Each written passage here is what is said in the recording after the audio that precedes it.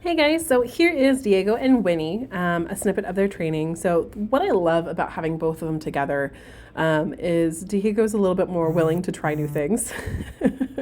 And Winnie is honestly a little protective of him. So in the yard, in the kennel, even just in the lobby, she's the one that's going to say, "Hey, I'm gonna take charge. I'm gonna take care of this for you," which is kind of interesting because when it's just her, she's just doop doop doop doop kind of her own self. Diego, I think because of that behavior, is a little bit more open or a little bit more willing to work on things. So I did a little mini walk with them this morning with some distractions, and then I really reinforced this place with lobby behaviors. So this is where people are going to come in and out. Dogs are coming in and out. Diego sometimes play like the leash fell on his face, and he was just like, "Okay, I guess it's stuck." So I took it off for him and he was like, "Oh, okay." Sorry, squirrel moment. But anyways, I'm working on place commands so that they learn that when I'm on essentially Dog Island, I don't come off of this. The barking can't happen. It's like I'm isolated in this situation. So for Winnie, especially, I used praise. I tried to give her a couple treats. She wasn't really interested. She did take treats at the very end, which I thought was kind of cool. But with this, it's just, you just have to stand on the place cot. That's all I'm asking for. You don't have to come off of it. I don't want you to come off of it. You don't have to sit. You don't have to lay down. You just have to stay up there. So this is where I'm messing her with a toy. I'm jumping around. Diego's just, whatever, I'll watch you. Winnie's the one that's interested in what's happening. So this is where I can work on impulse control for her. I also am teaching her that a release of okay means I get to come off, and then I get to have praise and snuggle and get the things that I want. Diego, every time I gave him a release command, I had to kind of give a little tug on the leash to be like, it's okay to come off this thing. Now, right here, you can see a dog comes in. She does bark. I ask her for a leave it. I step in front of her, and then the pets are when she stops. And every time that she does give a little bark, I give her an and when she gives me eye contact, you can see when I reach down and give her pets. Because she's not taking the treats, I'm going to use my praise and pets as reward for what she's doing.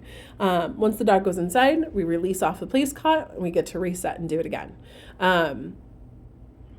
And you can see her body language where she's just redirecting it. She's just, okay, what's next? Okay, let's do it again. So this is where I intermix it with toys and play. And then here's a distraction of a dog. And then toys and play, here's a distraction of a person. And I have it right here. Specifically, I have the place caught here because when dogs come out, they kind of come around that corner pretty quickly. I will always make sure that there's always a boundary and space, but that way I can work on triggers of unexpected dogs, not even just the buildup of I see a dog. It's, oh God, there's a dog. So right here, I'm prepping for another dog to come in. So I praise her. I think it was actually people came in. Yeah, a family came in. They're going to be collecting their dog. And so you can see, when he's like, okay, I know it's coming. Where is it? And she's checking on Diego. She's going to go around on the other side.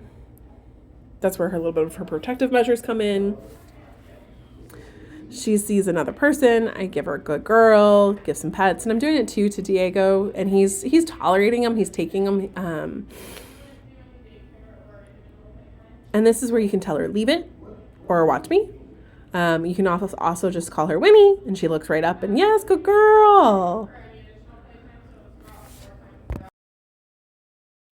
Now you're going to notice that I'm going to get down on her level just to bridge the behaviors.